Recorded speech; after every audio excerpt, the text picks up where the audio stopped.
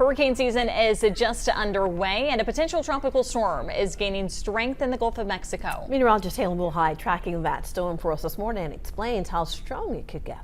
Yeah, first storm of the season already underway in the Gulf of Mexico. Potential tropical cyclone 1. Yeah, that's a mouthful, but it is expected to become a tropical storm here within the next few hours, at least later this afternoon. But currently still situated in the Gulf right now, and really it's not going to get too strong. We will reach the tropical storm status, and first name on the list will be Alberto, and this is going to continue to track into Mexico and still as a tropical storm with wind gusts sustained at 40 to 45 miles per hour.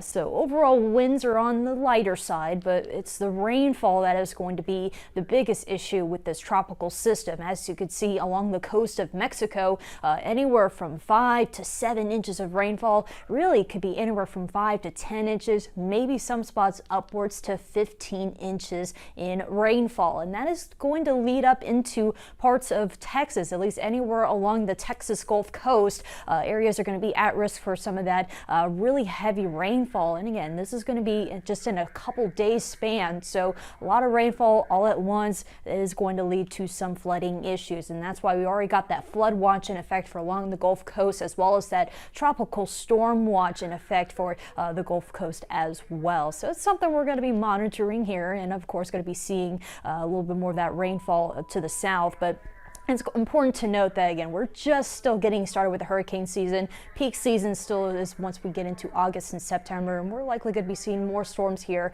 pretty soon. So just be sure to stay updated with us as we will keep you informed.